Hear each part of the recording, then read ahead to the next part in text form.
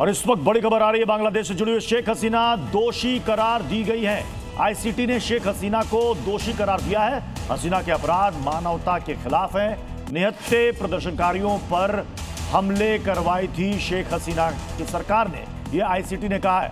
हालांकि इस फैसले को लेकर शेख हसीना और उनके बेटे की तरफ से पहले यह कहा गया था कि उन्हें पूरी आशंका ही नहीं बल्कि उनको पूरी उम्मीद है कि उनको दोषी ही करार दिया जाएगा। और इसको लेकर अवामी लीग लगातार पिछले 2 दिनों से वहां प्रोटेस्ट कर रही है। इसको लेकर वो मार्च निकाल रही है और बांग्लादेश के कई हिस्सों में, ढाका समेत कई हिस्सों में हिंसा की आग भड़की हुई है, जिसको लेकर वहां की अंतरिम सरकार ने प्रदर्शनकारियों को देखते ही गोली मारने का आदेश दिया है। लेकिन इस वक्त की यह बड़ी खबर है, शेख हसीना को आईसीटी ने यानी कि अंतर्राष्ट्रीय न्यायाधिकरण ने दोषी करार दिया है। उनके खिलाफ जितने मामले चल रहे थे, सबसे बड़ा मामला था प्रदर्शनकारियों पर गोली चलवाने का। उनका कहना है, आईसीटी की तरफ से कहा गया है कि यह अपराध मानवता के खिलाफ अपराध है और ऐसे में शेख हसीना को दोषी करार दिया गया है।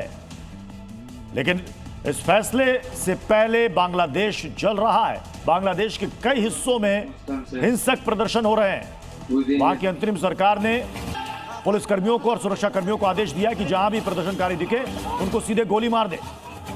अवामी लीग की तरफ से सड़क पर प्रोटेस्ट किया जा रहा है और ये देखिए तस्वीरें, कई जगह आगजनी भी की गई है, तोड़फोड़ की गई है, आगजनी की गई है।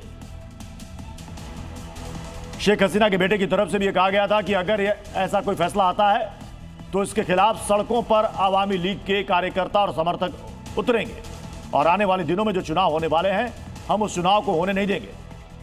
तो ये बड़ी डेवलपमेंट इस वक्त सामने आ रही है। शेख हसीना जिन पर मुकदमे चल रहे थे और अब आईसीटी ने शेख हसीना को दोषी करार दिया है। ये 2 तस्वीरें हम आपको दिखा रहे हैं। एक तरफ ये फैसला आ चुका है जिसमें शेख हसीना बांग्लादेश की पूर्व प्रधानमंत्री दोषी करार दी गई है। दूसरी तरफ बांग्लादेश में सड़कों पर हिंसा की आग भड़की हुई है। पिछले 3 दिनों से बांग्लादेश में बवाल हो रहा है, हिंसा हो रही है, सड़कों पर तोड़फोड़ और आगजनी हो रही है। कई गाड़ियों को तोड़ा गया, सरकारी संपत्तियों को नुकसान पहुंचाया गया है। हालांकि वहां की अंतरिम सरकार की तरफ से सुरक्षा बल और पुलिस फोर्स को उतारना पड़ा है सड़कों पर और अब प्रदर्शनकारियों को देखते ही गोली मारने का आदेश भी जारी कर दिया गया है।